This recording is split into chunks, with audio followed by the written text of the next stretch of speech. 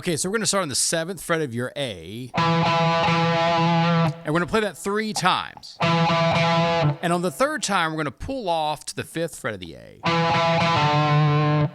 And then we're going to go right down to the 7th fret of your E string. A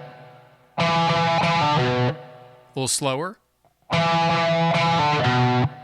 Okay, so that's what we're kind of shooting for. So we're really going to repeat the same pattern, just down a whole step. So as soon as we play that first part,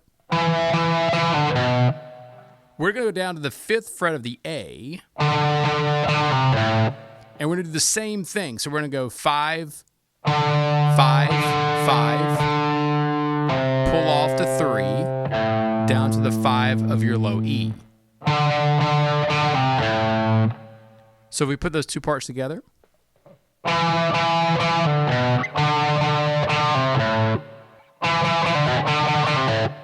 Okay, the next part, we're going to go down to the 3rd fret of your A, and we're going to play that 3 times. And on the 3rd time, we're going to pull off to the 2nd fret.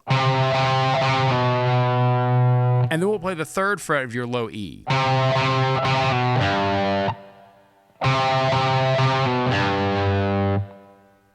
So let's put those 3 together.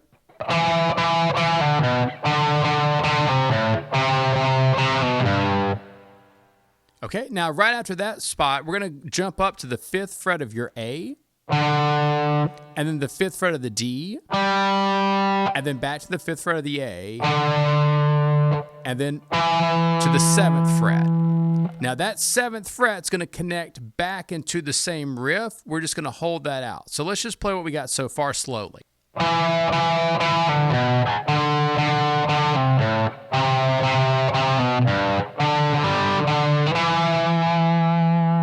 Now, how these connect is also kind of a cool little thing with the rhythm here. So what's going to happen is when I play that 7th fret for the very end of the riff, it's going to hold over into the downbeat of the next measure. So where we have been playing 3 of those 7s, how we started the riff, that's going to turn into only playing 2 more. So it should sound like this. I'll play the riff twice through from the beginning and then with the tie.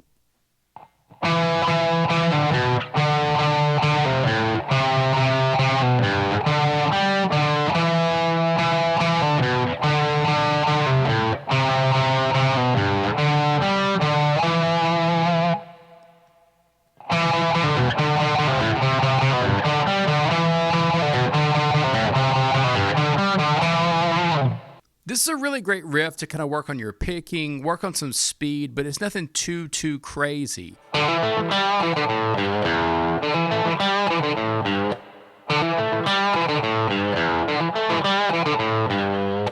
So we're going to start on the 5th fret of your A, and we're going to hammer that to the 7th fret. Now, as soon as we hammer that, we're going to go to the 7th fret of your D, and that's just like a little rollover right there.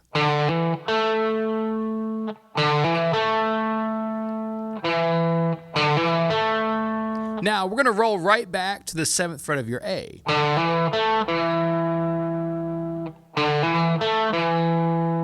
And now we're going to go to the 5th fret of your D.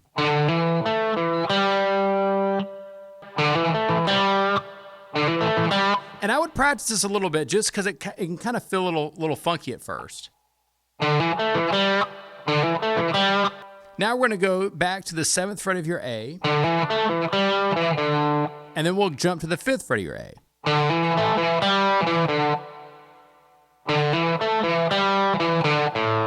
Now we'll go to the open A, and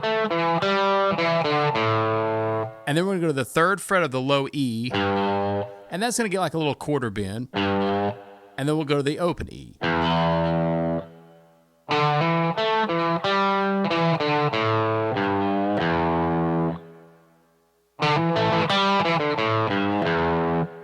Now, the second part of this riff is really almost completely identical to how we just played the first part of the riff. We're going to start the exact same way. Now, if you see it, so there's one note I'm not playing. I'm not going to go all the way down to the low E. so the first two parts of the riff should sound like this.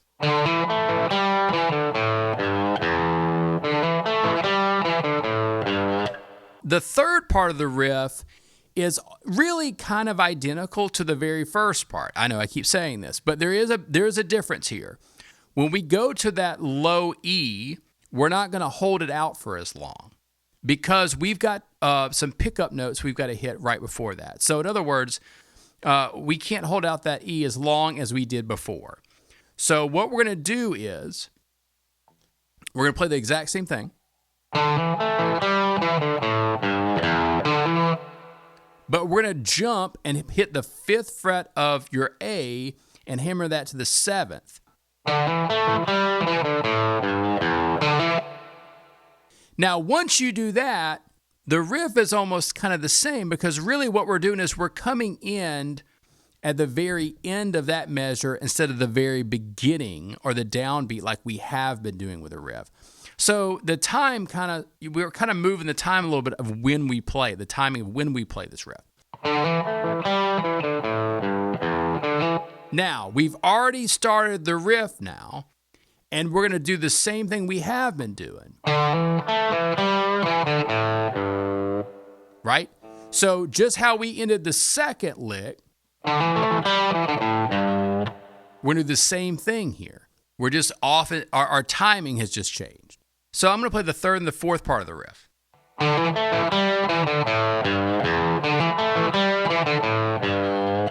So let's play all 4 of those together.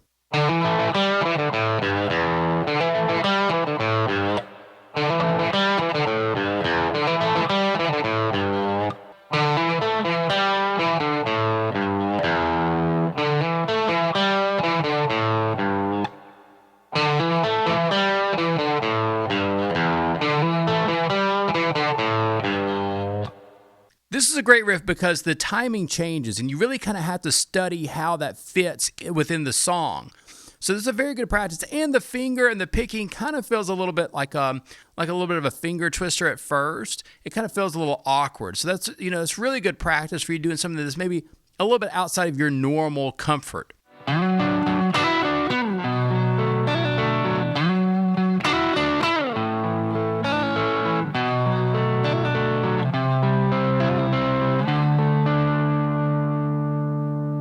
This is a really good study of double stops. So what we're going to do is we're going to start on the 7th fret of your A, and we're going to slide to the 9. And we're going to use our ring finger for that.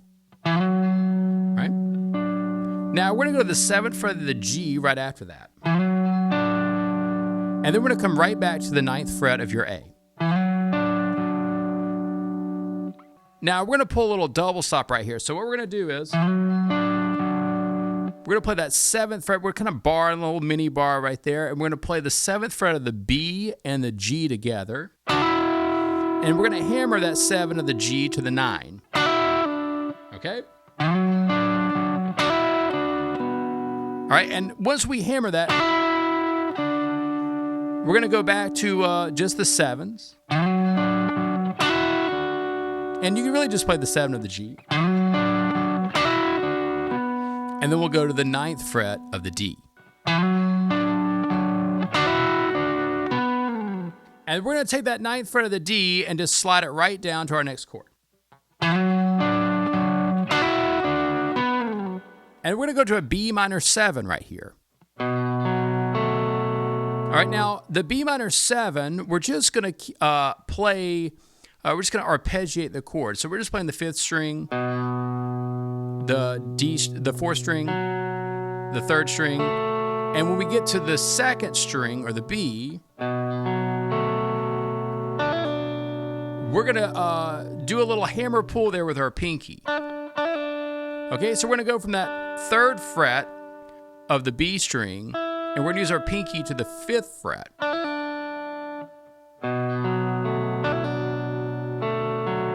And then we'll just play the 3rd string and the 4th string kind of coming back.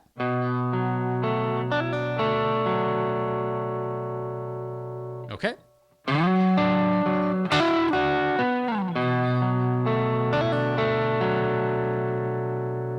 All right, now we're going to go back to our first chord. And we're going to kind of come back to that 9th fret of the A. We're going to play that twice. And And we're going to come back to that double stop we used on the B and the G. Right? And we're going to do the same thing. We're going to hammer on that 7 of the G to the 9th.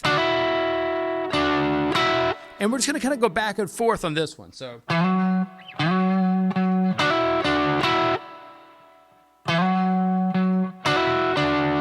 I'm just going back and forth from that 7B and 7G to the 7B and the 9 of the G. And then now we're going to go to the A chord. Now this, we're kind of using the exact same idea we used with that B minor 7. And we're just going to pick through the chord, 5th, 4th string, 3rd string, 2nd string. When we get to the 2nd, we're going to hammer pull from the 2nd fret of the B to the 3rd fret. All right, then we're just going to pick right back down.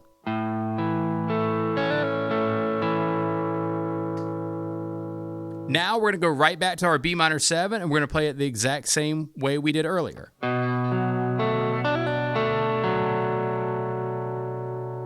So far we should have this.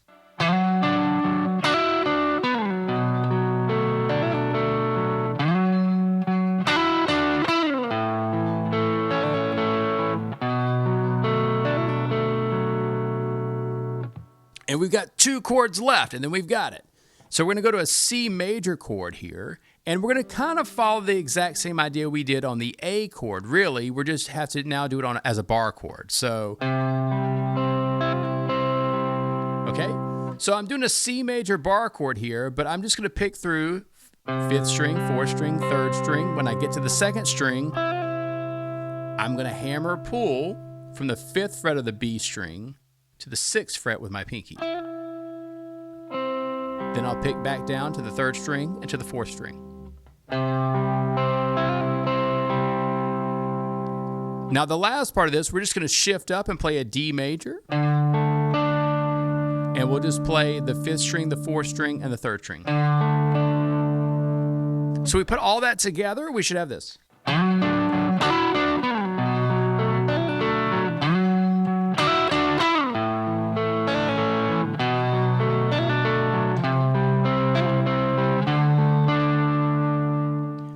Lights by Journey is a really cool intro, and I think there's a few things you can learn from it. One, the double stops are really nice. It's kind of this Hendrixy thing going on.